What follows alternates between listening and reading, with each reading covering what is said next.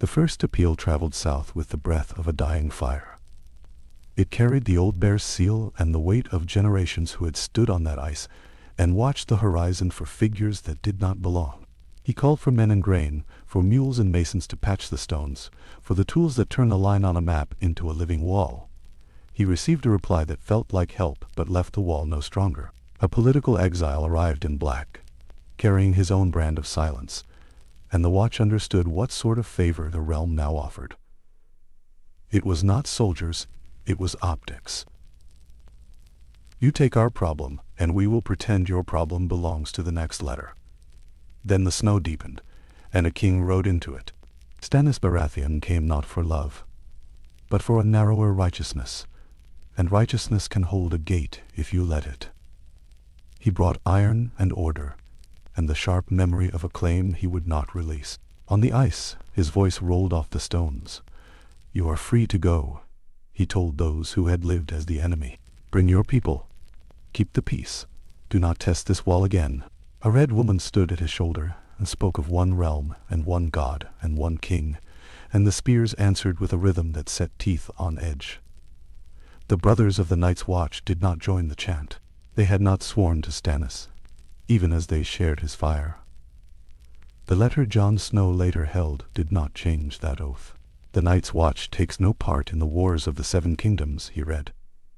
Our oaths are sworn to the realm, and the realm now stands in dire peril. Stannis Baratheon aids us against our foes from beyond the wall, though we are not his men. He had given the king food and shelter, the Nightfort as a seat, and leave to settle some free folk in the gift, the cold land that feeds the wall. He did it because the wall had to hold.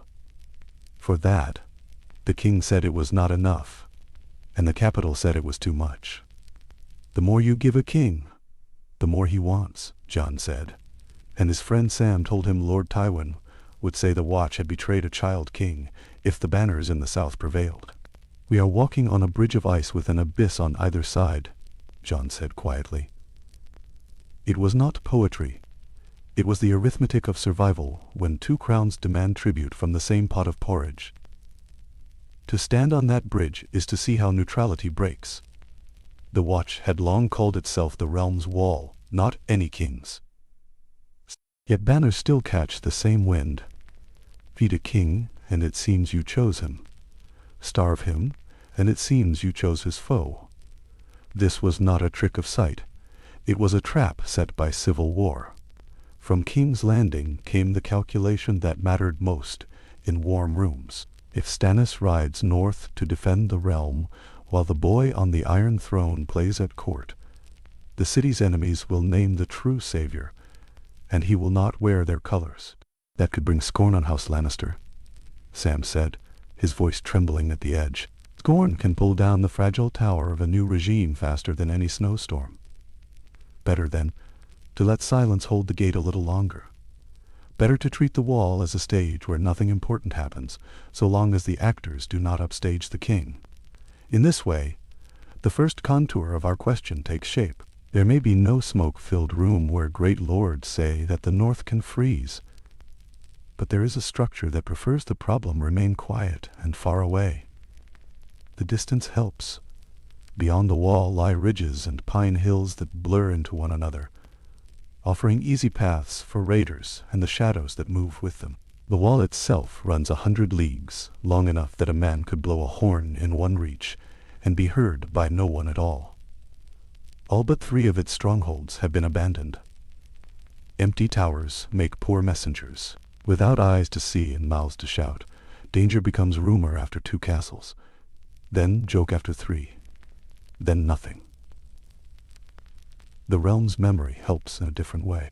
The oldest stories become a kind of furniture, too big to move and too familiar to notice.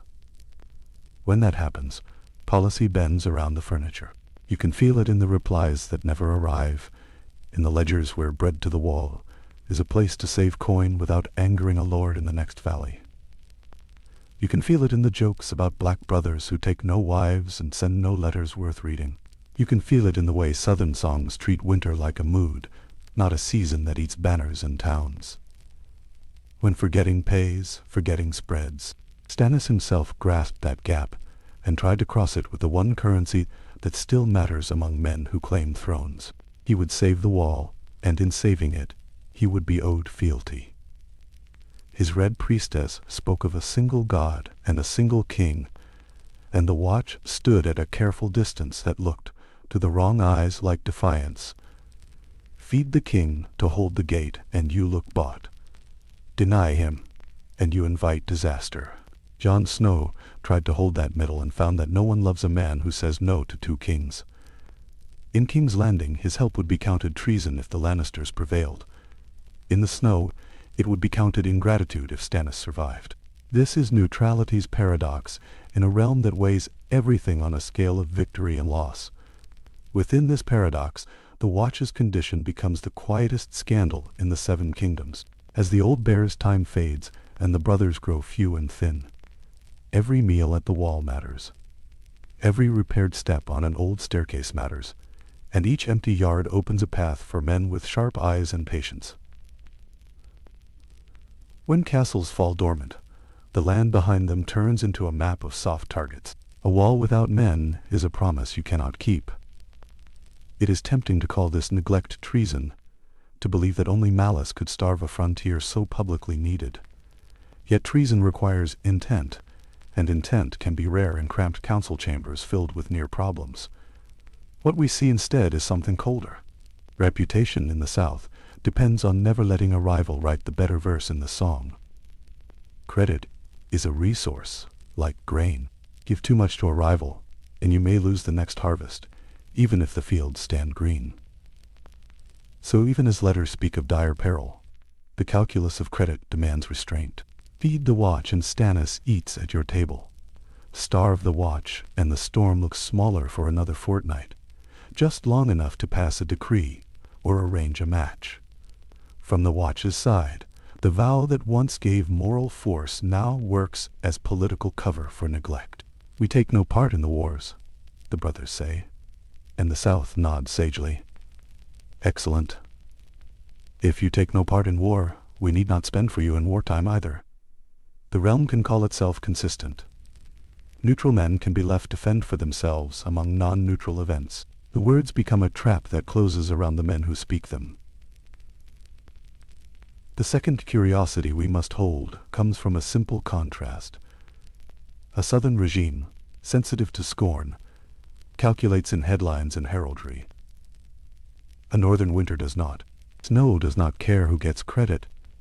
It only cares whether a gate is fastened and whether a man at the watch can keep his feet. This mismatch drives everything that follows. It powers the choice to deny the danger because denial is cheap in a city of stone and expensive where breath fogs in torchlight. It explains why a starving garrison can surrender grain to a king and be faulted by both sides for the audacity of wanting to live. When Jon Snow looks down from the wall and sees the long line of terrain that lets a smart raider move unseen, we are reminded that geography is policy with cliffs. The land grants opportunity to anyone who studies it. It punishes those who pretend that empty castles are the same as watchful ones. In this light, the decision to abandon all but 3 strongholds reads like a message written to the enemies the wall was built to hold back. We have made you paths. They are quiet and dark. There is a cold irony in how rescue arrives. A king who has lost much elsewhere looks at the wall and sees a stage for legitimacy. Save this, and he can tell the realm he saved the realm. Deny him that stage, and you preserve the story that keeps your prizes safe in the South. The watch lives between these stories, and stories can be hungrier than men. The brothers know they need food and more brothers, not verses, so they feed whoever comes. Then send letters that claim neutrality, even as their actions admit a different truth. That leaves them open to the charge that they have chosen a side. In truth, they have chosen a certainty. Stones do not stand without mortar, and men do not fight without bread. The tension at the core of our night is here. The realm pleads to be saved without paying the bill in blood or coin. The watch pleads to be spared.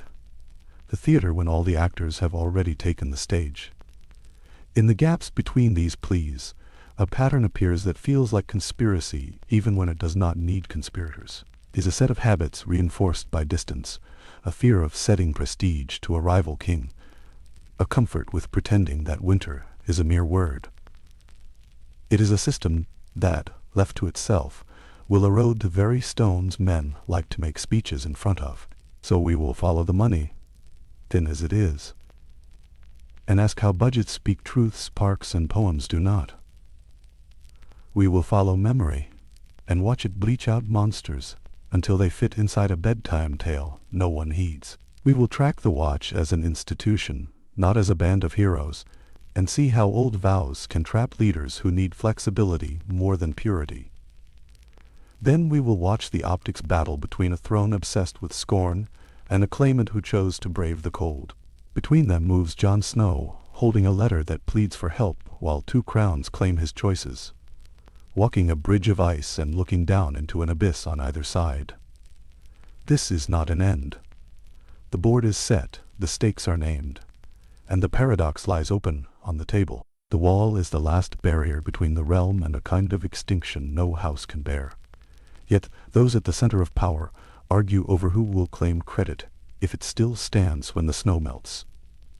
If you grasp how that happens, you begin to see how a realm undoes its first defense. Between the cracked seal on a letter and a king's voice echoing off stone, between a snowbound oath and a sunlit doubt in a southern hall, runs a path shaped by politics, by pride, and by the gentle pull of the familiar. Tonight we walk that path north. They still laugh about the wall, in warm rooms far from snow. At a royal feast, a clever man once called it the most useless thing ever raised by human hands, and his line flew faster than any raven. It suited a court that mistook proximity for truth. From 1,000 miles away, the wall can sound like an overgrown border fence, a blunted relic, a place where grim men sing oaths no one remembers. Yet it remains the tallest structure anyone living has seen, a cliff of blue-white ice 700 feet high, a horizon that tells travelers this is where the known world ends. Laughter has a way of shortening tall things. In the South, the joke grew longer than the wall's own shadow. Memory rarely dies as a single heroic death. It dies quietly by degrees, with each generation that faces no others and comes home to tell the story that nothing happened. Monsters pushed back into legend become bedtime tales, and bedtime tales slide into the fog of nursery rhymes. In a capital that trades in spectacle, disbelief arrives light and friendly. It speaks in the voice of reassurance. It checks a ledger before it checks the sky. The strangest detail is this. Disbelief travels south faster than ravens fly from the cold. By the time a raven beats snow southward, the rumor of its message has already been softened by wine and distance. Look north from a high hill. The world opens. Travelers in the neck speak about trees that rise in close company, the canopy pressing down on the eye, the sky made small by living walls. Farther north the air spreads, the ground stretches into the new gift and beyond, and the mind starts to believe that distance is safety, because distance is beautiful. From 50 leagues away, you cannot see the wall at all, only feel the thought of it. An ache where the world should end. An ache where the world should end. What the eye cannot catch, the heart reclassifies. The border becomes an idea instead of a place, and ideas are easier to budget against than realities. The north is treated like a painted border, a neat crown of pines and snowflakes. The important things, they say, happen down here, in gilded halls and crowded streets where ships arrive, where grain caravans feed a city that always seems one bad harvest, away from riot. Reports from the wall travel through storms and long miles.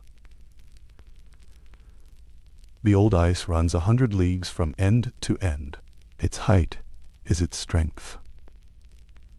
Its vast length is its lasting weakness. Patrols cannot be everywhere, and too often they are nowhere. A rider on the wrong stretch of forest can lift a horn and find no human ear close enough to hear the call. Abandoned castles become arguments when no one remembers why they were built. If you are a lord with coin and pride, empty forts read like proof against alarm. Southern talk turns logical. If the threat were real, would not every stronghold be manned, every tower bright with lamps? The answer is bitter. The emptiness is the result, not the reason. The watch thinned from necessity, then from neglect, then from the weight of its own reputation. Commanders have tried to reverse it. A few way castles flickered back to life for a time, thin garrisons warming patrols and extending eyes along the frost. But the cold truth stood where the ice stood. They were far too few for what the centuries demanded. Consider how the maesters speak. Forged with books and logic, their chains are made of links earned by doubting beautiful lies. That habit is a virtue until history itself is filed under folklore. Centuries without others produce a worldview where the wall is a monument to old superstition, the haunted forest a cautionary fable about the dark. When northern ravens bring reports that do not fit, the letters are copied, stamped with tidy reason, and sent back with comfort attached. Skepticism, in this shape, is not a shield, it is a drain. Every certainty that the cold is just weather removes urgency from a request for grain, horses, or men. Authority loves its own echo. When a maester writes that giants and wights belong to wildling songs, and a courtier repeats it in silk, the judgment accrues social interest. You are wise when you roll your eyes at fear. You are naive when you honor the tales of marsh folk and mountain clan. The citadel updates its beliefs slowly and conservatively. This caution saves the realm from countless frauds. It also creates a hidden price for evidence. To change the ledger, the wall must provide proof dramatic enough to overcome fashion, yet not so dramatic that it is already too late. That paradox shapes policy more than any king. While belief is discounted, the arithmetic of cost rules. On a ledger in a candlelit room, shipping grain up the King's Road to feed silent brothers appears extravagant beside feeding the city that stands beneath the king. Fleets, garrisons, and the city watch provide visible safety. The wall provides the absence of a story, which feels like nothing at all. If the master of coin must choose, he will choose the investment that the crowd understands. That crowd lives hundreds of leagues south, and it applauds what it can see. Sending gold into the snow wins no cheers. It also wins no credit for any king or counselor who needs to look strong before the next feast. Then there is the brand burned into the watch itself. Once to take the black was a free choice, a hard path chosen by the proud or the broken-hearted, by second sons who wanted honor of a different sort. Over slow centuries, the practice of commuting sentences to service changed everything. The black cloak turned into a courtly euphemism for punishment. Thieves saved their necks by swearing away their lives. Rapists fled mutilation by vanishing into ice.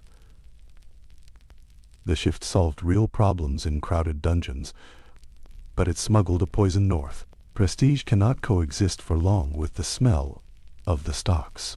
Families stopped sending volunteers with good names. Young swordsmen chased prizes in tourneys rather than purpose on a frozen wall. Reputation is a loop, not a line. Once the watch looked like a penal colony. It recruited like a penal colony. Virtuous men hesitated, and when they did join, they found themselves surrounded by the desperate and the violent, by men who would have been hanged in any warmer place. Discipline bent under the load. Officers spent more energy keeping order than extending it along the ice. Way castles built to give patrols a place to sleep and eat hot food stood dark because there were not enough steady men to hold them. An empty post breeds an empty road. Rangers who did ride out did so from fewer gates, over longer stretches of danger, returning to find fewer brothers than when they left. Social humor sealed the change. What began as court snickering turned into tavern material. City storytellers inked comedies about frozen fools. Plays opened with black cloaks slipping on ice, then bowed to applause from people who had never felt a northern wind that cuts the teeth. Orf's clever quip about uselessness sounded not like malice but like clarity, a way to slice through gloom with a silver blade. Each joke, told and retold, protected its teller from the embarrassment of caring. If the watch is ridiculous, then your refusal to help is not cruelty. It is sophistication. No lord wants to be the one who explains to his peers that he sent coin to feed criminals in the snow. Even for the faithful, doubt grows in quiet places. A young ranger hiding in pines can feel the harm of distance better than any accountant. He can look toward the ice and know that if he blew a horn right then, no one would hear it. He can imagine, with dreadful precision, that there is not a brother within 40 miles of his echo. Oaths hold men to duty, but institutions need more than oaths. They need nearby listeners, signals that travel, feedback loops that keep reality tied to decision makers. When men on the ground learn that their alarms do not carry, they stop sounding them so often. Each unsent warning is another thread cut in the cord that binds the wall to the realm. Then comes the weather, which is not just cold, but a language the South cannot read. Ravens fly by instinct and by training, but storms make crooked letters across the sky. Messages vanish in white. Those that arrive come slow, 2 weeks late, and already answered by whatever the South most wanted to hear. The vote eating at court is not about the North. It is about small matters that do not risk humiliation when they go wrong. People cling to normal. If the snow looks ordinary, they deem it so, and ordinary means the budget remains as it was. By the time proof finally arrives in a pile high enough to change minds, minds have arranged their furniture around the opposite belief. As memory thins, symbols lose their power to command fear. The black cloak becomes wallpaper to Southerners, a costume from a pageant. The words of the oath, meant to be a living bond, turn into lines recited for a laugh at weddings and in markets. Some repeat a phrase about standing the night's watch with a wry smile and a glance at the wine. In the same breath, the wall is called the end of the world, as if naming it so frees one from responsibility for what happens past it. The contradiction is exquisite. If it marks the border of what matters, then nothing beyond it matters. But everything beyond it is exactly what could change everything within. Money reinforces the amnesia through the ground itself. The new gift was supposed to feed the watch for all time. Fertile fields held in trust. Raids, winters, and long disinterest starved that plan. Tenants bled away. Barns rotted. And the watch turned to Southern charity in seasons when the harvest failed. Charity is humiliating in politics. No lord wins renown spending on those who cannot return the favor. Now add the stain of criminal recruitment and the echo of jokes, and the calculus becomes self-fulfilling. Withholding support can be spun as restraint, as fiscal prudence, even as moral clarity. Why, you ask, would any serious man fund a fable? Institutional shame silences even those who know better. Brothers who went north by choice stop speaking proudly about their vows when they go south for supplies. They say little heads down, cloaks kept clean to hide the wear. Commanders soften their letters so as not to sound like beggars, for beggars are mocked. The more cautious the phrasing, the safer the men in council feel ignoring it.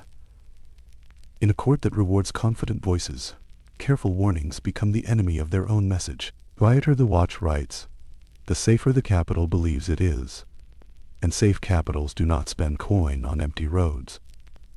The strangest piece of this picture is that all the elements encouraging disbelief are themselves products of prior neglect. Abandoned watchtowers look like the absence of danger. They are, in truth, the absence of men. Slow messages make northern reports feel less urgent. They are slow because the watch cannot spare fresh mounts at every way castle. Skeptical letters ease southern nerves, But they grow from a document tradition that has not seen a winter like the old tales, in living memory. The capital believes it is being pragmatic. It is, in fact, trapped in a feedback loop, where the effects of neglect appear to be proofs that neglect is wise. So the pattern hardens. The border that once trained a realm to live with danger becomes a stage for fashionable disbelief. Memories curdle into stories with rounded edges. Every new lord who repeats the jokes adds a layer of smoothness that makes resistance feel rude. Each session of council produces reasons that sound adult. Rice for the city, tar for the fleets, gold to buy a host if a rival prince returns. The watch asks for boots and barley and men with steady eyes. Court asks for something it can parade. The imbalance grows. It is respectful, quiet, almost kind. Stand for a moment on the ice and look west along the empty run. The wall seems to go on forever, blue in the cold sun, as the wind grinds the surface until it sings. Little piles of snow show where patrols scrape their boots, then vanish as the gusts take them. You could walk a mile and not see a soul. If a dozen armored knights could ride abreast on the top, as old travelers boasted, there is room here now for 12. And then 12 more, with no one to witness them. A wall is only as strong as the men behind it. That old line was never poetry. It was an instruction. Below, in the ruined shells of forts left to the frost, the wood answers the ice with rot. Doors hang wrong. Bastions gape. In winter's quiet, even sound seems thinner. 3 castles hold human warmth. The rest hold only the echo of purpose lost. Rangers who head out from those 3 return to find that their absence cost them. The garrisons are smaller by the time they come home. Someone died, someone left in shame. Someone broke and was sent away in chains. The institution is trying to stand a shoreline with a handful of stones. The next wave is not an if, it is a when. From the south, none of this feels vivid. There the wall is an emblem, the watch a costume department, giants a children's tale, and wildlings a word used to make jokes about beards and bone jewelry. What feels urgent are taxes and lists, and who sat where at supper. The people there are not evil. They are in the warm tide of life, and that tide is busy. Yet structures can be cruel without anyone deciding that cruelty is the goal. The conspiracy against the wall does not need villains in cloaks. It runs on defaults, on sensible headshakes, on the sweet relief of believing that the cold is just weather, that stories are just stories, and that no one will remember if you choose to sit this one out. As always, there are exceptions, people who try to turn the realm's gaze north. Yet when fashion runs the other way, those exceptions look like eccentrics. A king without crowds at his back may send men and grain, only to hear his motives called self-serving before his ships clear the harbor. A lord commander may raise a garrison from nothing and settle it in the shell of a way castle, then learn that the victory feels small and brief once every other light goes dark at dusk. Even the modest win becomes a measure of the larger loss. Each effort, standing alone, shows how scattered the defense has become. In a better world, institutions refresh their purpose with ceremony and shared memory. The Night's Watch once did. It turned boys into men with words made of iron. It wore black as a color for mourning, for discipline, for pride. Over time, punishment replaced purpose in the story. Everyone told about pride in public became embarrassment. The cloak still looked the same, but what it meant had been flipped. To make it right, the realm would have to change the story first, then the funding, then the practice.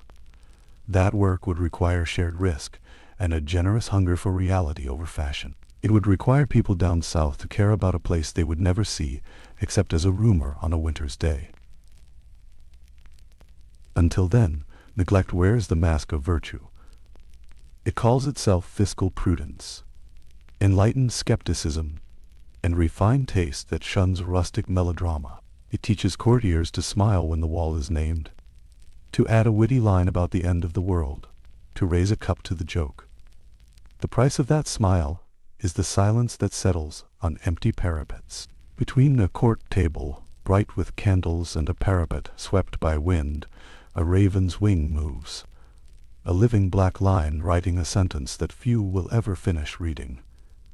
In King's Landing, help is never just help. It is a headline stapled to a crown. Send grain north while another man's banners cast their shadow on the wall. And you do not simply feed black brothers, you underwrite a rival's legend. That is the grim arithmetic Sam hints at when he worries that one king looks brave while another looks like a boy with toys. To a court that lives on perception, even food carries a flag. If the wall holds after Stannis rides, the song spreads that Stannis saved the realm, and that song is a tax the Lannisters refuse to pay. It is easier to mock, to question, to delay, to ask for clearer proof. Power prefers scorn to surrender. A starving watch injures fewer reputations than a grateful watch that names the wrong savior. Here is the first price of optics. When credit is scarce, it matters more than outcomes. It runs through Jon's hard choices, the ones he tries to keep clean. He reads the old vow, the one carved into boys in the cold, and he means it. The Night's Watch takes no part in the wars of the Seven Kingdoms. Yet neutrality is not invisibility. He can refuse a lordship. He can refuse a queen's letter and a sigil on the gate. He cannot refuse a world where every cot that reaches Castle Black is counted twice, once in loaves and once in public stories. He gives Stannis shelter at the Night Fort and permits some free folk to settle in the gift, and the ledger trembles on both ends. Too much, says one hand of the king. Not enough, says the king of a narrow sea. Jon calls it a bridge of ice with an abyss on either side. He is right. Height is strength. Length is weakness. 100 leagues is a marvel for songs, but a curse for supply wagons. A wall is only as strong as the men who stand behind it, Ned once told his son, and the watch is brave, but far too few. When Jon pushes men into Icemark and dreams of way castles with hot food and fresh mounts, he is not playing general. He is practicing economics against the wind. A warm fire every half-day means patrols can survive, and scouts can range. That can range. It also means garrisons that must be fed, remounts that must be stabled, fodder that must arrive before it freezes solid into useless bricks. No lord in the Reach wins a tourney for sending oats to a way castle the South has never seen. Here, neutrality becomes a muzzle. The watch was built to keep politics out, so it cannot sell what politics buys. It cannot promise a statue in the Yard of Heroes for House Tyrell. It cannot pledge a harvest festival named for House Lannister. It cannot even hint that banners will fly from the towers if a certain gold lion fills the grain stores. If a certain gold lion fills the grain stores, the Brotherhood lives by a vow to take no side, and that vow is the root of its honor. It is also why no master of whispers can turn its needs into courtly currency. A cause that refuses to name patrons cannot deliver credit, and in wartime, credit is the coin the court understands. The same neutrality that shields the wall from faction also strips it of leverage when the realm's purse strings not. Civil war sharpens every selfish edge. In quiet years, a king can fund work that wins him little praise, since no rival stands beside him with a measuring stick. In a struggle of 5 crowned men and more, every grain of glory feeds a claim. So even a safe choice starts to look suspect. If the Lannisters, backed by Tyrell's strength, send caravans to the far north, and the first raven brings word that Stannis' host led the charge against wildling raiders, eyes swing to Tommen's throne, and ask why a boy played while iron rode. The Lannisters see the danger. They would rather hear that the watch begged and made do, that Castle Black survived on grit and thin stew, than hear a clean trumpet blast credited to their foe. At court, pride passes as dignity, yet it spends like fear. Now, to the land itself, the gift that should have made the watch self-sufficient. 2 stretches of farmland granted by ancient kings were meant to end the begging bowl. Tenants would sow and pay tithes, mills would turn, and the brothers in black would eat from their own soil. But history haggles with dreams. Raids struck the tenants year after year, until prudence became flight. You live where you bar your door each night, where harvests can be stolen, where daughters are taken and sons beaten. The safer choice is to move south, beyond the raid's reach. Ygritte tells Jon, the free folks' version of theft and taking. Beneath the quarrel lies a plain fact: no one lives there anymore. Empty fields do not pay. Abandonment is a quiet tax that grows while the ledgers in the capital chase other debts. When the gift falls silent, the old bargain breaks. The watch must buy from those who do not wish to sell at a loss. Yet every lord believes that someone else should pay. This is the tragedy of the commons in a wool cloak. The wall defends all 7 kingdoms, so the duty to maintain it spreads thin until it covers no one at all. A Reachman argues that the North should pay in full, as the danger knocks at its door. A Northman insists the Iron Throne must supply the budget, as the vow binds the whole realm. A Crown Steward whispers that the Faith, with its donations and coffers, might fill the gap. Each position seems rational in a hall lit by candles. None of them repairs a roof before the next storm. In a commons, delay is the stealthiest defector. Logistics completes the lock. The simplest way to move mass food is by ship, and the safest harbor near the wall is at Eastwatch by the sea. Yet winter is a politics of its own. Pack ice crushes expectations. Farther south, docks feed a capital. Tyrell grain must first quiet a hungry city that can riot in a week, while the northern shore waits a month for good weather. Even when wagons can crawl, they crawl through lands angry with unpaid levies and burned by broken oaths. The Lord of the Riverlands does not cheer when a convoy bound for the wall crosses his ruined bridge. His own small folk stare hollow-eyed at carts rolling by. Every mile north adds resentment, cost, guards, extra horses, and the invisible price of risk. Symbolic gestures grow cheaper by the furlong. A promise made in silk can race ahead of a wagon lost in snow. So the court learns a habit. Promise loudly, deliver softly, claim the credit anyway. Write a letter of stern concern. Propose a commission on winter readiness. Send an envoy to count the watch's loaves, then announce a royal intention to rebuild abandoned towers in the spring. The habit is not all malice. It is mostly math. Every meaningful shipment needs coordination across angry provinces, a navy fighting storms, a treasury with blood still drying on its ledgers, and a palace where rivals tug at every bolt. A golden lion sees these knots and concludes that a pronouncement works better than a cart. A golden rose decides that feeding King's Landing secures alliance dividends more reliably than feeding ghosts in black. Good and bad intentions reach the same result. Empty way castles, and a wall that stands only because the night is not yet howling. Jon's internal politics mirror the world beyond his walls. He cannot trade in honors or wrap himself in a claimant's colors, so he trades in risks instead. Each day he decides which outrage to accept now to stave off a worse one later. Give Stannis the night fort, and you please the king who actually sent swords over the ice. Yet you anger the capital that holds the keys to confiscated lands and the power to pardon or punish. Let some free folk settle in the gift, and you court future harvests and future recruits. Yet you unsettle old charters of ownership and provoke men who measure status by those they keep out. The watch walks a narrow ridge. Please one king and you anger another. Please none and you lose both. Jon's line about the bridge of ice is not poetry. It is a policy memo written on a shield. Even inside the castles, neutrality carries a hidden cost. Donal Noye reminds us with his quiet metals lesson. Iron is strong but brittle, and kings are not the same metal. Among brothers there was a pact to ignore old loyalties. No questions about fathers' banners, no arguments about lawful kings, no fights over whose copper shines brighter. That pact is noble and necessary. But it also means the watch cannot marshal its internal factions, into external leverage. A Tyrell man among the Black Brothers cannot be asked to write his cousin for barley. A Baratheon smith cannot be pressed to smuggle spears.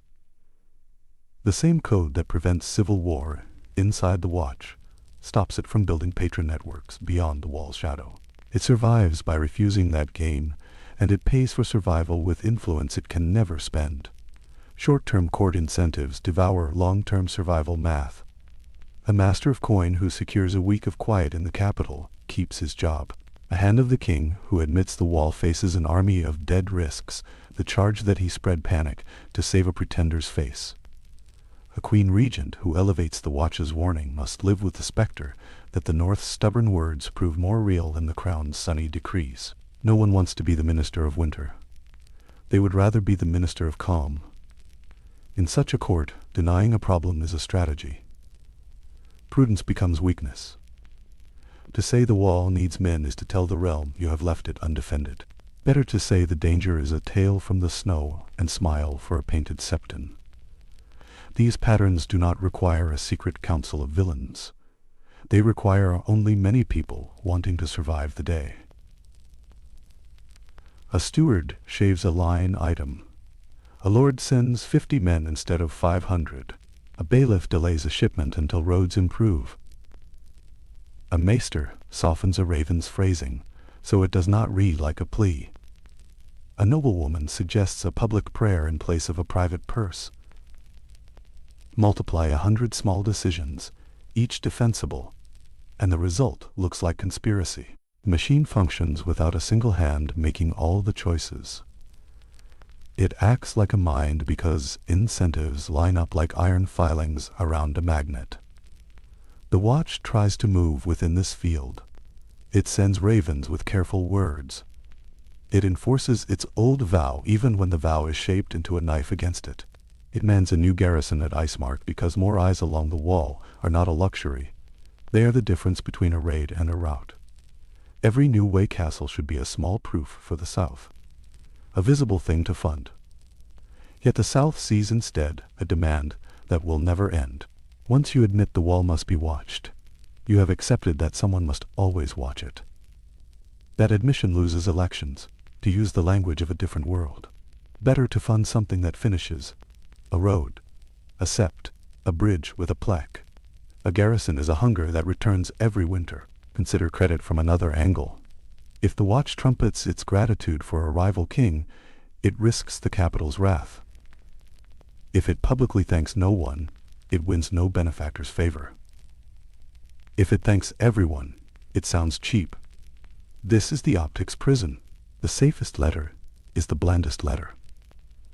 The most faithful speech is the least persuasive speech in a hall of courtiers. The Northmen who understand the snow cannot award knighthoods. The Southerners who award knighthoods cannot imagine the night. Between them, the Watch becomes a shadow in its own story. Distance accelerates amnesia. Months pass between plea and response. News is stale when it lands on a crimson carpet. By the time a raven's warning reaches a council table, the argument is not about the wall. It is about the message's use in another argument. The words are fuel for the next day's fire, not a map for the next winter's march. In this way, time dilutes urgency. A danger that can be scheduled is a danger that can be postponed. Men in hot cities can always find a hotter matter to handle. Yet beneath optics and delay, the starkest logic remains. When the Watch thins, raiders press, tenants flee, the gift quiets, and the cost to rebuild doubles. The people who will pay first are not gold cloaks in the capital. They are small folk in the Frostfang's Lee and crofters near Queen's Crown, those who do not choose their politics and cannot afford their princes. That is why John pushes for way castles. That is why he counts men and mounts like a miser. He can hear the problem long before it enters a small council's minutes. The North hears winter before the South hears wind. So we return to the question of conspiracy. Nothing so tidy is needed. The failure unfolds along lines carved by pride, distance, neutrality, and a marketplace of glory. Rival thrones treat help as heresy. Neutral vows mute the only voice that could turn sacrifice into status. The gift's silence converts an ancient plan into a modern deficit. Logistics multiply excuses into policy. Courtly incentives seduce every rational person into one more gentle refusal. And refusals aggregate like snowfall. One flake is nothing. A winter of them can kill a man at his own door. If we could write a budget for survival, it would first pay for men to stand behind the wall, for wheat to feed them, and for fire to warm their halt between patrol and dawn. It would reopen the way castles John names, humble stopgaps that let a few thousand feel like many, and turn a wall of ice into a living circuit. It would name names, print thanks, and return credit like a drumbeat, because this is a realm where banners buy bread. But the watch cannot write that budget and remain what it is. Stannis can write a different one, yet he trades coin for claim and pays in brittleness. The Lannisters can afford to write it, but they cannot afford the story it tells. Here is the engine then. Men in warm holes choose not to be made small by men in cold armor. Courts favor an elegant sentence over a mule line slogging north.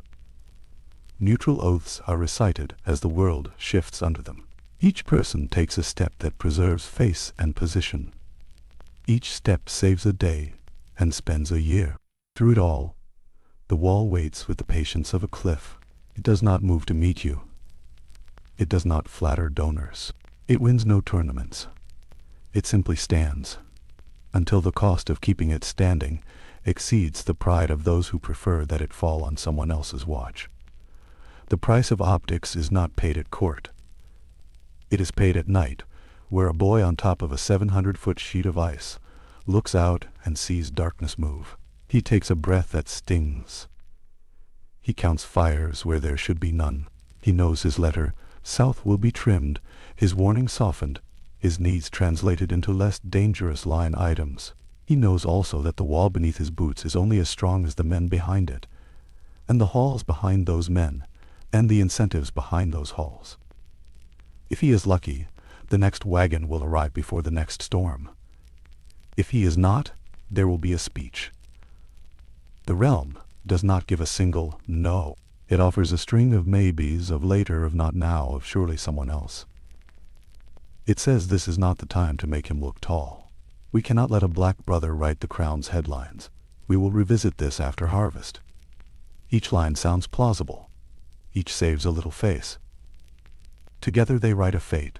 If the pattern holds, shame alone will not break it. Someone will need to make refusal cost more than credit. Someone will need to make the defense of the wall worth more, in courtly terms, than the defense of pride. Until then, the watch walks the icy bridge John named, with the abyss on either side and a wind full of ravens that take too long to land. Rot begins with a choice that feels like wisdom, the kind that leaves no room for pride. When enemies press from the trees and the yard is bare, you stop pretending the keep can be held. Donal Noy saw that day coming, and told his thin garrison what the realm would not admit. The kitchens, the common hall, the towers, let them all go. Empty the armory, drag the casks and bales, build a wall of stores at the gate, and hold the only pass that matters. The night's watch made a crescent of barrels and salt meat on the ice, and called it a bulwark. It worked for a night, maybe two, long enough to prove a point that should shame a continent. When neglect starves the fort, even courage must desert the ground and climb the wall. From there the triage never ends. Garrison or patrol, repair or recruit, starve today or gamble on the next winter's stores. The watch has always lived with choices, but when the coffer's empty and the castle's thin, each decision grows barbs. A patrol beyond the trees means 3 fewer men to cook, mend, and stand the lamps. A crew with hammers at Eastwatch means a blind mile to the west. The wall runs 100 leagues, and most of its strongholds sit hollow. All but 3 have been abandoned in our time, and a man on horseback can ride 40 miles without seeing a black cloak. That is not an illusion, and it is not a rumor. It is what it feels like to blow a horn into wind and know there is no one within earshot to answer. The emptiness becomes a reason to stay inside, and staying inside becomes a reason the emptiness spreads. Leadership lives inside that bind. Command at the wall is not a summit, but the edge of a blade. The Lord Commander stands between northern winter and southern summer, and either season can cut him down. Each choice risks alienating the north or the south, the free folk or the lords, the brothers who want to fight, and the brothers who want a future. Even the stones under his boots warn him not to trust his authority. The castles were built without enclosing walls, so no commander could forget neutrality and declare himself a lord. Once, when pride turned into ambition, a Stark rode to end a quarrel by ending the men who started it. He could do it because the keeps were meant to be indefensible against the realm. That design protected the kingdoms from the watch. It did not protect the watch from the winter. So the iron truth remains. Without the wall, Castle Black cannot be held, and every man knows it. They learn it the day they carry the first barrel up the switchback and set it in a ring around the gate. They learn it again when they sleep in the shadow of their own supplies. The stronghold becomes a corridor, the home a staging ground, the hearth a rumor. When you are told to let the towers burn and keep your eye on the lift, you do not forget the order. You learn a philosophy. You learn that the only safety is vertical, that logic keeps men alive, but it also steals their ground underfoot. It tells them that if they are pushed hard enough, they must abandon their rooms and their names, and meet the threat on someone else's terms. That is a sound tactic for a day, and a slow poison over years. Neglect changes how a man hears his vows. Oath bound to a brotherhood of honor is one thing. Oath bound to a punchline is another. The realm calls the watch a place for thieves, poachers, rapers, and failed men of rank, and then acts surprised when it gets what it orders. When your life oath is spoken in a hall where mockery echoes louder than praise, it makes what should be unthinkable easier to think. Discipline bends, then cracks. It cracked once in a freezing hall, where the Lord Commander fell to the hands of his own men. The story is ugly, and the ugliness is useful. To Southern ears, it proves that this institution cannot be trusted. To ears on the ice, it proves that desperation can swallow judgment. The lesson looks different depending on which side of the neck you stand. Punitive postings push the splinter deeper. When a fallen officer from King's Landing arrives, wearing insult like a cloak and clinging to old rank like a family sword, he does not become a brother. He becomes a faction. Janos Slint did not ride north with purpose. He was sent north to be removed. But removal does not burn away ambition. It curdles into grievance, and grievance seeks company. A man like that becomes a mirror for malcontents, a patron for small cruelties, a test of the resolve of whoever commands. Theralisa Thorn is not a criminal. He is a channel for the capital's resentments, a voice that measures who will bow more than it trains. When men watch which table a commander eats at to guess which lord he fears, they stop counting arrows and start counting votes. That is not soldiering. It is a culture war in black wool. Inside the watch, silence once felt like strength. Now it breeds blame. Builders, stewards, and rangers all strain the same thin rope. They glance at one another and wonder who is dragging them toward the drop. The builders want men and timber. They want walls repaired and gates rehung. When none of it comes, they whisper, asking why they are throwing lives into the trees. The rangers ask for riders and watchful eyes in the frosted woods, the old rhythm of ranging and return. When told there is no food for that, they mutter that the carpenters rule the watch. The stewards hold the keys to grain and oil. They count grain like coins and try to stretch one barrel across 3 months. Yet when a patrol returns hungry, they are called misers. A cracked hinge becomes a parable. A dull sword becomes an indictment. The true enemy still waits in the cold, but the argument at the fire grows hotter than the coals. Scarcity forces strange solutions. One of them came in the shape of a banker with fox fur trim and perfect courtesy. Tycho Nestoris did not speak like a lord, and did not need to. The contract he left behind was clean enough to make Jon Snow uneasy. It was simple when nothing in his life was simple, and it promised the kind of relief only numbers can conjure. Braavosi coin to buy food from the south. Enough to see them through however long winter lasts. Debt or death. Best borrow. The Iron Bank is famous for remembering what it is owed. It does not forget a summer or a king. The watch signed because hunger is not a theorist. The signature fed men, and in feeding them, it ran a line right through the heart of the institution's pride. Come spring, the numbers would demand their due. Pay, or pay another way. From a distance, it looks like incompetence layered with desperation. What court wants to attach its name to a loan taken by an order they barely respect? What lord wants to explain to his small folk why their grain paid for men beyond a wall they will never see? The debt becomes another reason to retreat from responsibility, another argument that this money pit should be fenced off and ignored. See how they cannot balance their ledgers. See how they mortgage tomorrow to survive today. That is the tidy story. It ignores the part where thin budgets and thinner patience drove the watch to that table in the first place. It forgets the day the casks became a barricade. Cause and effect trade coats, and no one is left to point a finger back toward the south. Every crisis crowds the next. A recruiting shortage means younger boys and older men. Younger boys need more training, which takes time from the rangers, and older men tire faster on the steps, which drains the stewards who must tend them. Training slows, patrols shrink, fences crack. Each patch costs reputation that was already thin, and the reputational loss costs recruits. The proud brotherhood that once spoke of honor and ancient duty starts to sound like a holding pen with a mission.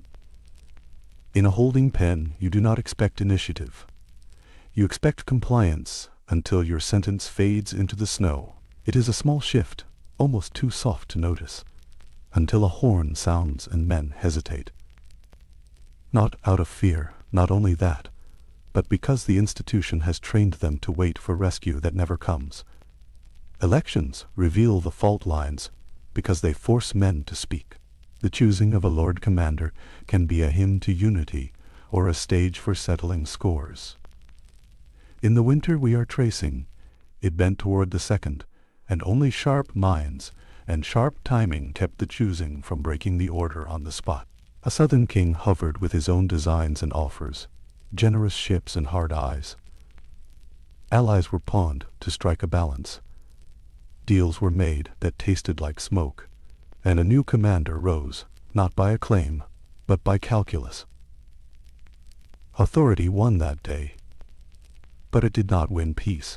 Every choice afterward was read for secret loyalties. Reopen the way castles, and you are risking lives to please a crown. Settle men from beyond the wall on the gift, and you are betraying the living to feed the dead. Even tears at a table could become a weapon in the dark. It is not only the men in black who watch for weakness. Northern lords judge with old grudges and fresh grief, while the small folk judge from the memory of raids and the fear of the unknown. When the watch brings the free folk through the gate to break the enemy's line of march, some see a clear strategy, others see an invasion. Grain promised becomes grain withheld, and wagons turn south instead of north. A Lord Steward forgets a date, and a message sent yesterday arrives 2 fortnights late. The Lord Commander writes another letter. He knows words cost less than sacks of barley, and sacks of barley cost less than losing the wall. Yet the words return with fewer answers each time. So he signs a draft with Braavos. The debt ledger thickens. A rumor spreads that the wall can be bought on paper, because it has already been sold for pride. Patrol or garrison, that choice returns like winter light. Rangers argue that the only safety is forward, that you must meet the threat where it gathers, or it will choose where to fall. Builders argue that an open gate without men on the steps is the bigger sin. Stewards argue that a half-hungry watch is a dead one no matter how watchful. With only 3 castles manned, Every mile reopened is a promise that must be kept with bodies. The plan to reoccupy the way castles asks men to trust a chain of supply that already rattles in the wind. One disaster at a lonely tower. One supply line cut by snow or men. And confidence does not just ebb, it breaks. The next order to push out meets silence. Then a stare. Then a question about rations that is really a question about faith. The architecture of the wall teaches another lesson, and it is colder than the stones. Because the keeps were built to be weak against southern armies, they are fragile against northern chaos too. A few raiders with torches can make a statement that burns a month's work in an hour. A kitchen fire becomes a black mark on a commander's name. The only truly hard point is the ice itself, which cannot house a family or store a harvest. So men live under roofs that can be taken from them in a night, and they learn not to invest in rooms they might have to abandon on a horn's note. That habit keeps them light on their feet and heavy in their hearts. A brother ready to run to the lift is a brother who never quite unpacks. Every so often, a voice from the south says the watch only needs better leaders. Leadership does matter, and the watch has seen its share of cowards and fools across 1,000 commanders. It is also true that most of those men were brave and stubborn in the right way, until hunger and cold turned every choice into an insult and every solution into a sin. The watch survived because it posed no threat to the realm, and kings could forgive any failure that did not march south. Now the foes come from both ends of the wood, while the realm still measures danger by courtly lights and small maps. You cannot fix that blindness by changing the man in the chair. You fix it by changing the weather in which he rules. None of this excuses true betrayal. It explains why disobedience becomes imaginable, then possible. A starving outpost takes a goat that is not theirs and promises to repay. A recruit keeps a coin for himself and tells no one. A sergeant loses his temper and makes an enemy out of a man he was meant to teach. These small fractures widen when no one believes they will be seen. And why would they, when whole stretches of the wall have no eyes for days at a time? A horn cannot reach what is not there. A letter cannot shame a man who has nothing left to trade for his pride. The habits of a confident corps are not luxuries. They are the only things that keep a brotherhood from becoming a mob with a slogan. The cruelest twist is the way failure launders itself. The cruelest twist is the way failure launders itself. The public narrative flips cause and effect with the elegance of a courtier, then bows. We cannot fund the watch, it says, because it is a mess. But the mess was made by the very hand that withholds the purse. We cannot trust its leaders, because look how few men follow them. But men fall away when their leaders spend each day begging for firewood. We cannot send sons north because the wall does not keep them safe. But the wall cannot keep them safe when it stands starved of men and grain. Each line folds back into the last, and the result is an institution asked to stand without legs. Rot in the ranks is not moral failure alone. It is physics. Remove energy from a system, and it cools. Stop feeding a fire, and it smokes, then chokes, then dies. The night's watch is not a hearth in a story. It is a machine with inputs and outputs. Men in, men trained, men fed, men trusted. Break any link and the others rattle. Break all of them and the sound you hear is not shame. It is stress. The shield begins to splinter, not because it is made of cheap wood, but because it has been asked to stop a heavier blow with each passing year. And when it splinters, certain hands in the south clap softly and say, "You see, this is why we stayed away." Yet the men on the ice do not get to withdraw into theory.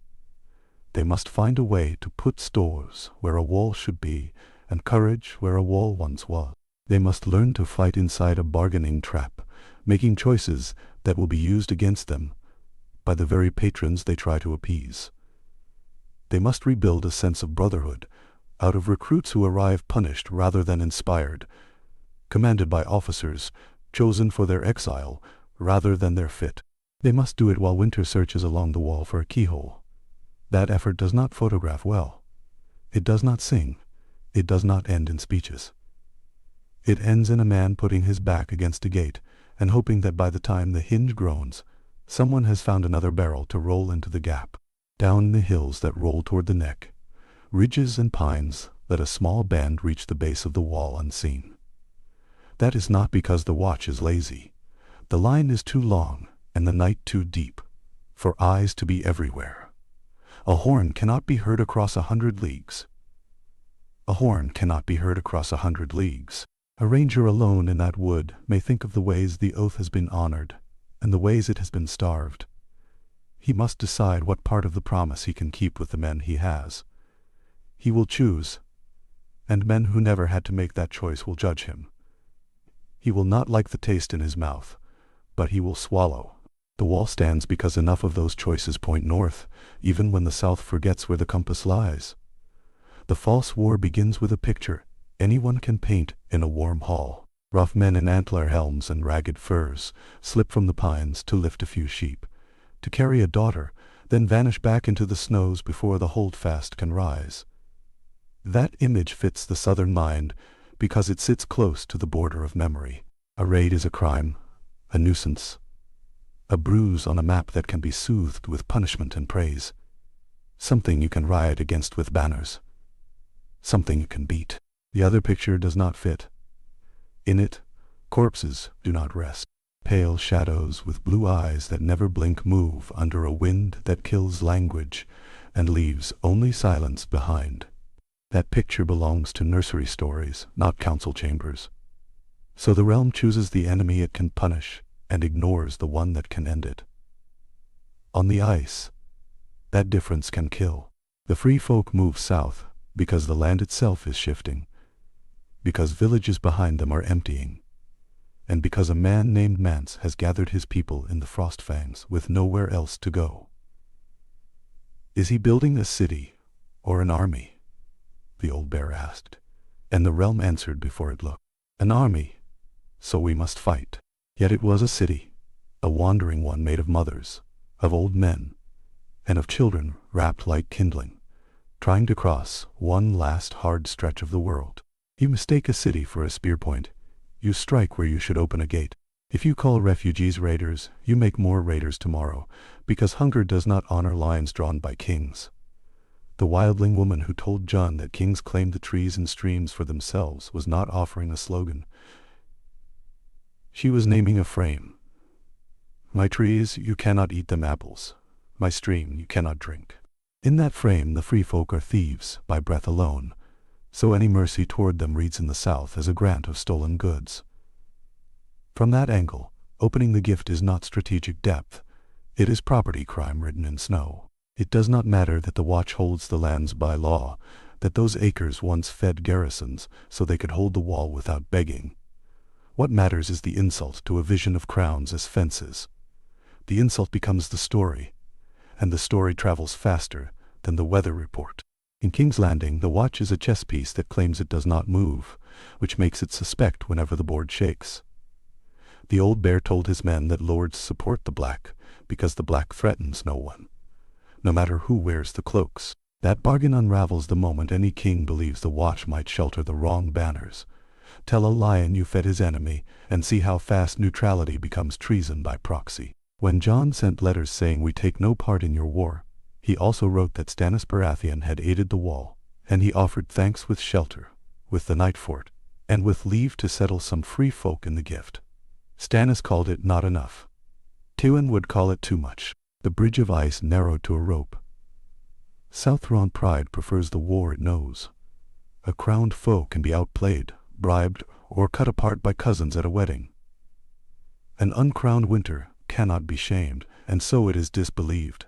In councils where the last hard winter is a story told to children, the calculus is simple. If a king's aid to the wall gives that king a boast, the rival must deny the need for aid. If the free folk are enemies, then any policy that feeds them is weakness or treachery. If the wall needs men, then the men must wear the right color first. The result is a policy that looks strong on a parchment and brittle on the ice.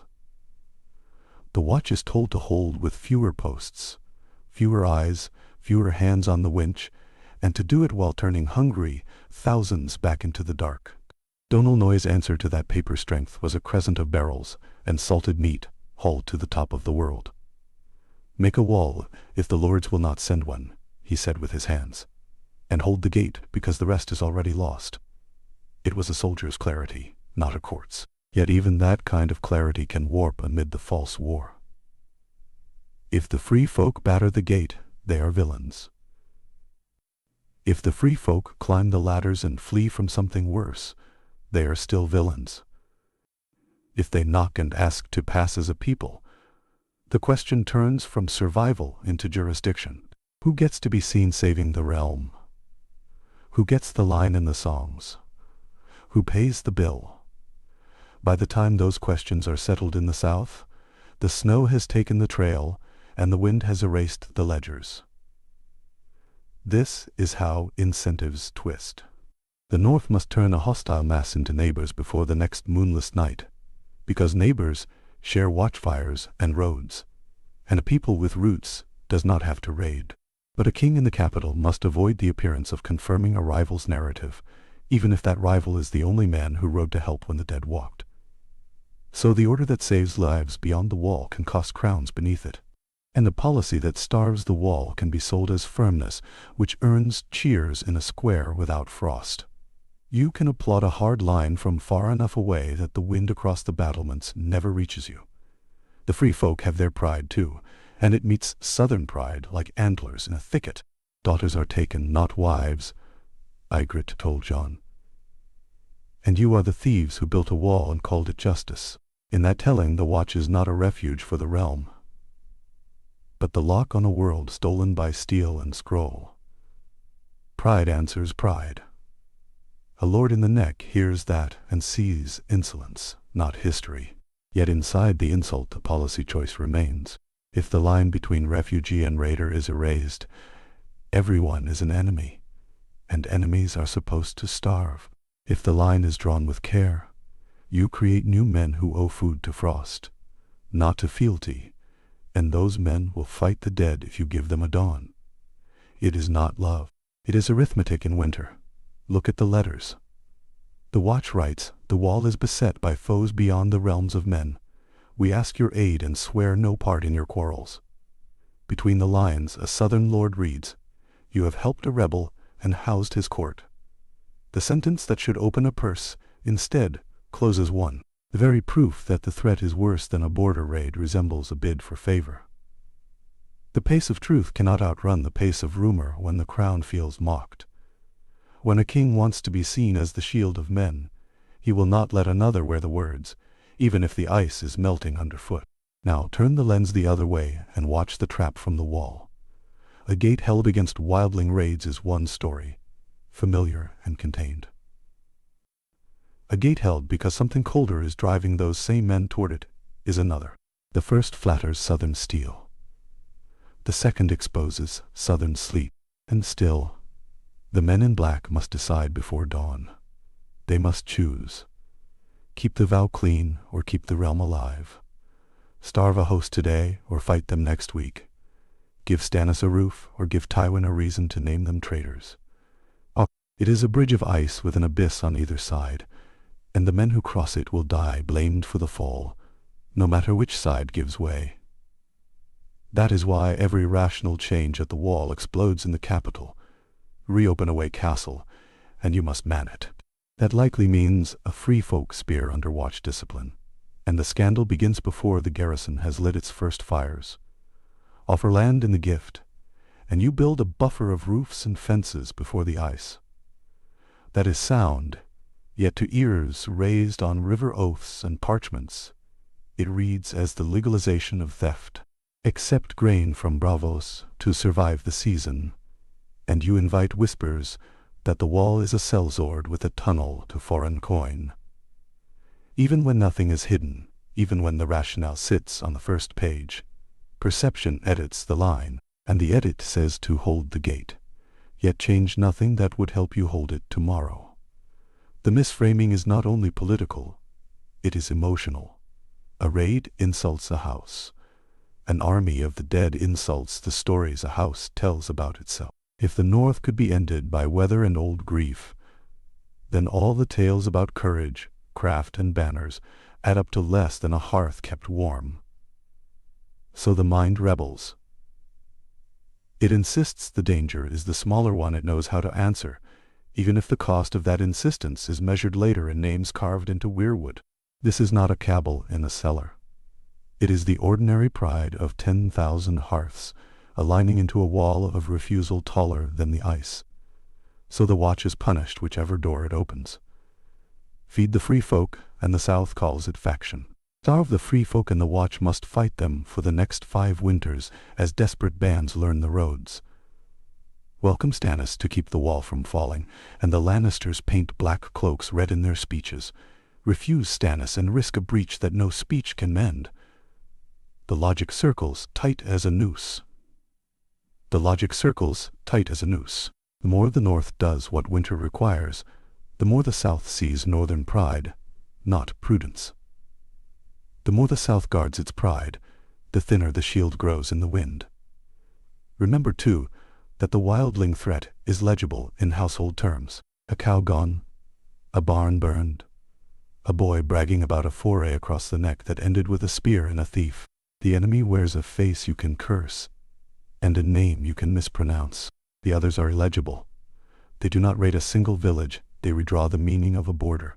The realm has had 1,000 lords commander, because the watch could be ignored until it could not be. And even then, it could be resented for asking. The commanders who bent and broke across centuries left a long wake of stories about discipline and disgrace, which the South still tells. Those stories become an easy answer when the wall asks again. Why are you hungry? Because you squandered. Why do you need men? Because you wasted. Why should we help? Because you will make us sorry. It feels satisfying to say, and it is wrong where it matters. What would a truer frame look like? It would start with the map turned upside down, so the centers of power are at the bottom, and the ice is at the top, looming like a sky. It would say, the free folk are not a separate species. They are a people cornered by a colder conquest. It would say, settlements in the gift are not charity. They are trenches. It would say, the Night's Watch cannot win a southern contest for prestige and must not try.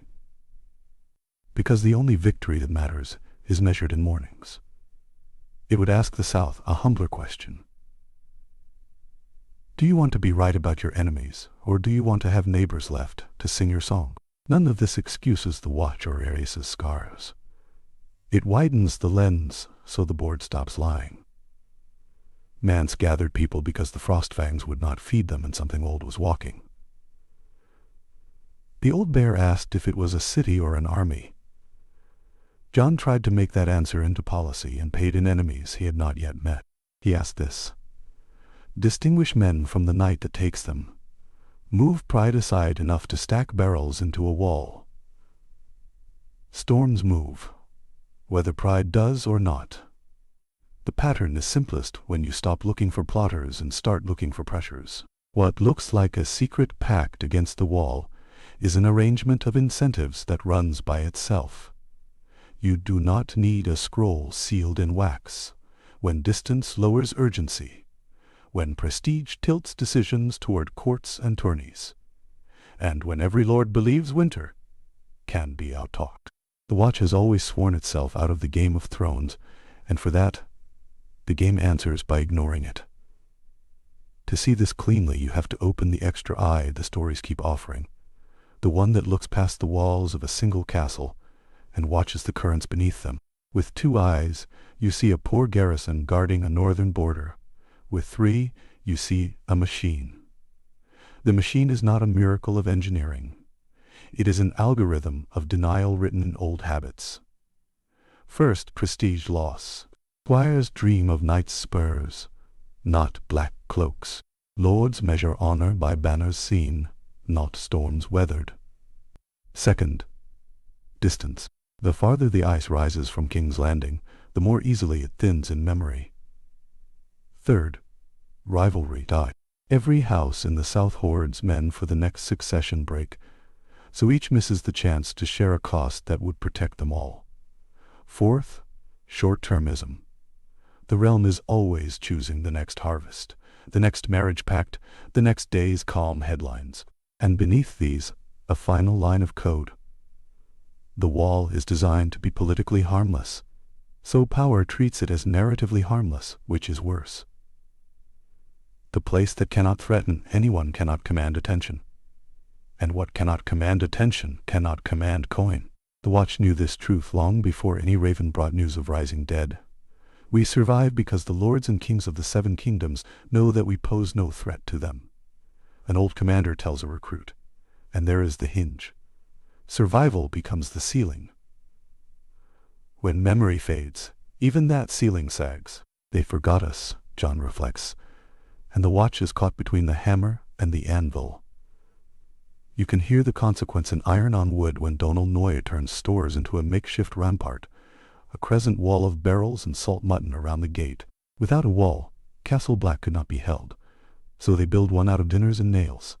That is not pluck for the ballads. It is triage for a starved institution. It is the sound of an algorithm at work, where each southern neglect becomes a northern improvisation. Distance makes the pattern clearer. From a ridge above the new gift, the land seems endless. Fields and wind in every direction. You can look 50 leagues and still not see the wall, because a long defense is never a single line. It is a set of systems that spread from it. Roads to carry grain, villages to shelter carters, watch posts to pass the alarm. Abandoned castles, branheers, now dot that icy edge like missing teeth. The emptiness is no puzzle if you remember the algorithm. It is the expected result. A castle is not only stone, it is payroll, fodder, and promises renewed each season. Cut those quietly for a decade, and the ramparts stand empty, waiting for ghosts. Meanwhile, the South makes other calculations. A clever man once counted the factions and mocked how ripe the realm was for conquest. A boy king sat the throne, the riverlands burned, the stormlands held out in their keeps, and winter promised hunger. He named a brother who chased glory, an uncle who would follow, a lord who would grasp if others allowed it, and a claimant everyone hated. In that world, why spend coin on a guard who cannot help you tomorrow at court? When the center is fraying, every actor narrows their gaze until the long blue shadow of the wall no longer touches the map. It is not stupidity. It is power doing what power does when surrounded by rivals and deadlines. It manages the nearest fire, then the next, then the next. And somewhere in that rhythm, the ice grows taller in the north. Optics finish the work.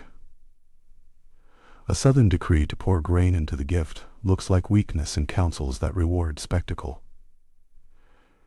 Yet one sober order could have multiplied the Watch's hand. A levy of second sons, not disgraced men in chains, could have refilled the towers. Standard tithes enforced by the hand of the king could have ended the slow theft that left cellars bare. Castles long shuttered could have reopened with small stubborn garrisons who knew their neighbors by name. That sounds expensive.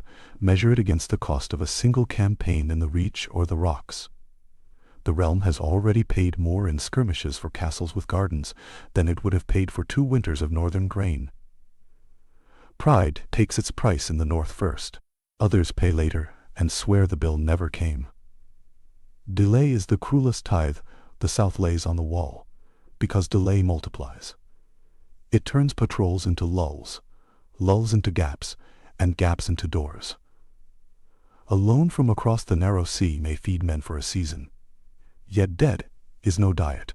It is a shackle, ready to close around the wrist when the storms pass. A policy that settles free folk as neighbors could make raiders into rangers within a year. Yet a realm that prizes purity over survival will rename the trench as treason. A lord commander who bargains for food becomes the enemy of a faction. A watch that accepts winter arithmetic sounds suspect to summer ears. The algorithm needs none of them to break their vows. It only needs the South to see them as misfits. So let us be plain about the counterfactual. because only then does the pattern stand out. Early reinforcement, issued while the small council could still act, would have reset risk, not a one-time gesture, but a schedule, a royal charter, guaranteeing the gift's income in kind, pegged to harvests rather than coin that never arrives. A road watch funded from the crown's purse, with penalties for any lord who poaches the patrols. Rotations of young scions to man way castles, each returning south with stories of the cold, which would have lengthened memory and shortened distance. Standing permission for the watch to take in any who flee the far north and settle them, with crown writ to make it lawful and boring. Neutrality upheld in public, so no faction could claim the black cloak as partisan. Each move small. Each move unglamorous. Each move adding up to walls that do not have to be rebuilt out of barrels. Under that plan, the watch's map changes shape. You do not need 700 feet of ice to work miracles when the foothills hum with wagons and smoke. Patrols reappear because there is fodder at every 5th mile. The haunted fortresses become places where dogs bark again at dusk. With stable grain, fewer arguments fester over the last onion. So elections turn on merit instead of need. Refugees do not break on the gate. They enter by law and carry logs the next day. Risk is not eliminated. It is managed, which is what walls are for. You watch for enemies. You also watch for your own loss of attention. But history did not take the cheaper path. Every throne chose optics, because optics felt like power. Men who would not feed the watch will spend twice the grain to lay tables for envoys. The realm will throw coin at tournaments while debt pays for saltfish at the gate.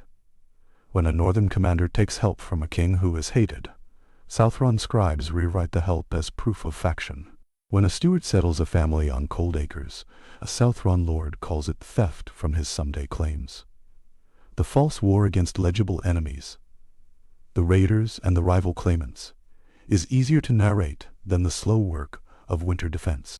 A problem that does not bleed is not a problem until it does, and then it is everyone's. To call all this a conspiracy is tempting. It is not exactly wrong, but it misses the eerie truth. Systems can act like plots when their parts are aligned by fear, fashion, and time. Call it a denial engine. It runs on prestige gravity, which pulls lords toward shining axe and away from dull protection. It runs on memory half-life, which halves the felt urgency of every threat with each league south. It runs on distance drag, which adds invisible friction to every cart sent north. It runs on rivalry noise, which drowns winter out with speeches about honor and blood. It runs on winter discounting, which treats the cold as tomorrow's problem forever. It runs above all on the watch's harmlessness to power, that ensures that, no matter the commander, no faction can claim it as a weapon, and so no faction will defend it at cost to itself. No room full of whisperers is needed when the math does your whispering. Now open the third eye the reeds speak about and look past the wall to us. In our world, the institutions that prevent catastrophe are designed to be invisible when they work. Dikes that hold. Vaccines that erase plagues before a headline. Actors who close a bridge 10 days early, not 10 minutes late. Cyber sentries who make sure nothing happens on your screen today. Meteorologists who name a storm in time for an orderly evacuation. Because nothing dramatic happens when they succeed, budgets slip south, trained people drift away, and the algorithm applauds the savings. The next minister, or mayor, or board, collects praise for trimming fat, while someone north of their map builds a wall out of casks. We call it efficiency. We call it reform. Often, it is denial running clean code. So what should you take away besides the chill? First, learn to spot emergent conspiracies, the kind no one meets to plan. Before you decide a failure is the work of villains, ask which incentives aligned, whose prestige was at stake, how far the threat sat from the room where choices are made, and how long before the bill comes due. If the answer is far and later, you have your culprit. Second, back the unglamorous shields.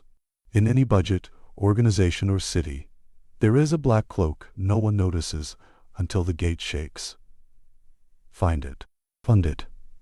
Fight, politely and relentlessly, for scheduled money and boring authority. Third, build ways for success to be seen. Credit the rescues that look like nothing. Reward the commander who fills cellars and loses page views.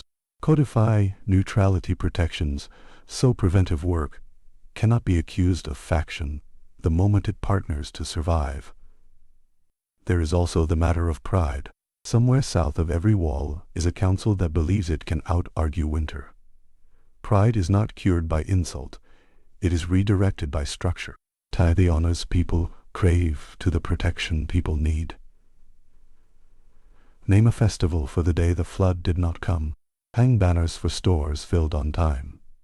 Promote officers who add patrol posts and retire quietly. Protect those who bargain with unlovely allies when the risk warrants it, and forbid the coin games that turn debt into diet. If that feels small, look north again. Small, stubborn measures are the mortar that keeps an empire from crumbling between battles. Return at last to the ice. Picture the crescent barricade of barrels and salt mutton, the armory emptied upstairs, men breathing steam in the dark. Somewhere near the base, a small band approaches, not as a cinematic twist, but as reality moving on its own schedule. Look south from the wall across the rolling plains of the new gift.